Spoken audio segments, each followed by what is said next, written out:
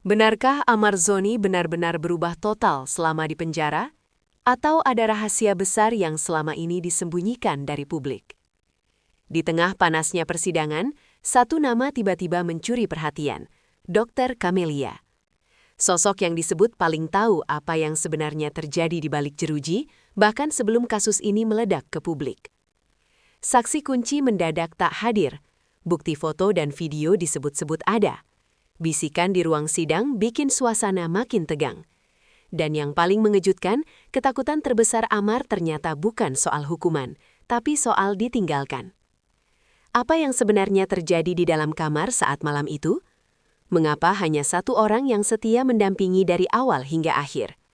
Dan benarkah perubahan Amar di balik tahanan itu nyata?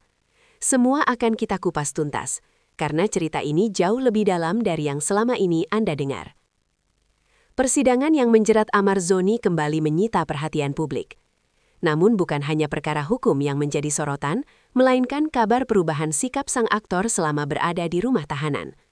Informasi ini disampaikan oleh Dr. Camelia yang mengaku menyaksikan langsung kondisi Amar dari hari ke hari. Ia menyebut ada pergeseran sikap, kebiasaan, bahkan cara berpikir yang berbeda dibanding sebelum kasus mencuat.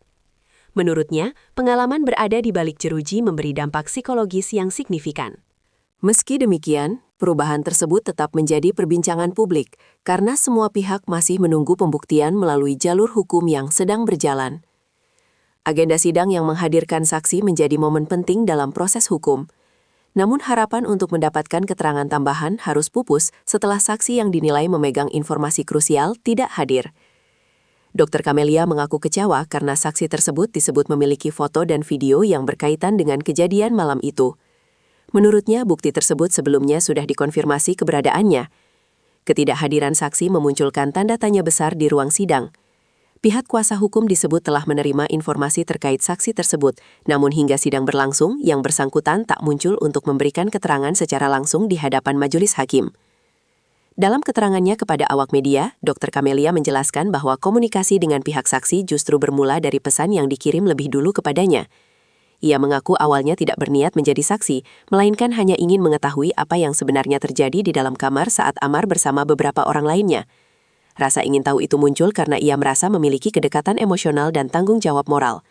Ia kemudian menyerahkan informasi tersebut kepada kuasa hukum melalui Om John. Langkah itu diambil sebagai bentuk transparansi agar seluruh proses berjalan sesuai koridor hukum dan tidak menimbulkan spekulasi liar di tengah masyarakat. Salah satu poin yang menjadi sorotan adalah klaim adanya foto dan video yang disebut berkaitan dengan peristiwa yang sedang diperkarakan. Saksi yang tidak hadir itu disebut memiliki dokumentasi yang menunjukkan situasi tertentu sebelum atau sesudah dugaan intimidasi terjadi. Meski demikian, materi tersebut belum pernah diperlihatkan secara terbuka di persidangan. Dr. Camelia berharap bukti tersebut tetap dapat diajukan dalam nota pembelaan atau pledoi. Ia menilai jika benar ada dokumentasi, maka hal itu bisa memperjelas kronologi kejadian dan menghindari kesimpulan sepihak yang merugikan salah satu pihak. Perkembangan lain yang terungkap adalah adanya permintaan imbalan dari pihak yang mengaku sebagai saksi. Menurut penuturan Dr. Camelia, orang tersebut sempat menghubunginya melalui media sosial dan menyampaikan keluhan terkait ponsel yang disita saat pemeriksaan kamar. Ia bahkan meminta kompensasi sebagai syarat untuk memberikan keterangan. Situasi ini menambah kompleksitas perkara yang sudah berjalan panjang. Pihak kuasa hukum disebut telah menerima informasi tersebut. Namun secara hukum, setiap bukti dan kesaksian tetap harus melalui mekanisme resmi, tanpa tekanan ataupun transaksi yang melanggar aturan.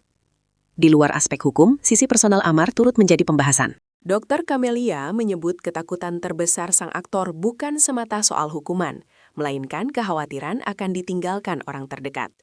Ia mengatakan Amar beberapa kali menunjukkan kecemasan terkait kemungkinan ia mundur dari pendampingan. Pernyataan ini memunculkan perspektif baru tentang kondisi mental Amar selama menjalani proses hukum. Menurut pengamat, tekanan psikologis di rumah tahanan memang dapat memperbesar rasa ketergantungan emosional, terutama ketika seseorang merasa hanya memiliki sedikit dukungan dari lingkungan sekitarnya.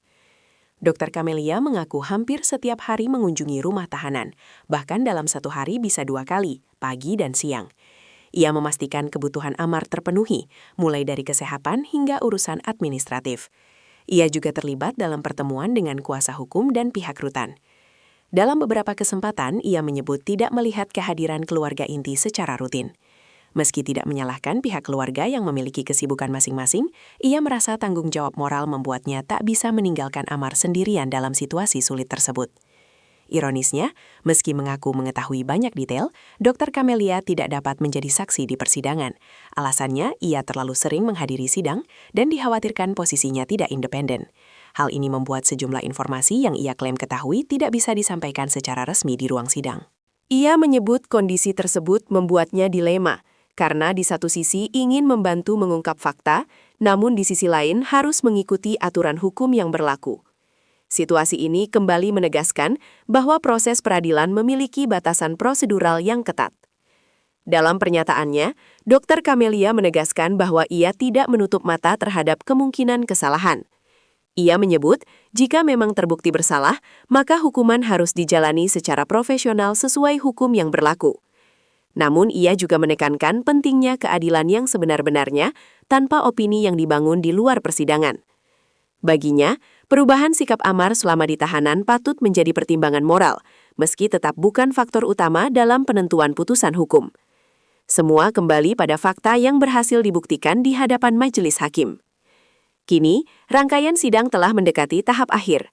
Ketidakhadiran saksi menjadi catatan tersendiri, sementara isu perubahan pribadi Amar terus menjadi bahan diskusi publik. Masyarakat terbelah antara yang bersimpati dan yang tetap kritis. Pihak pendamping memilih menyerahkan hasil akhir kepada proses hukum dan ketetapan Tuhan. Putusan jaksa penuntut umum dan majelis hakim akan menjadi penentu arah masa depan sang aktor. Apakah perubahan yang disebut-sebut itu akan berpengaruh, atau fakta hukum berbicara sebaliknya? Publik masih harus menunggu keputusan resmi di ruang sidang.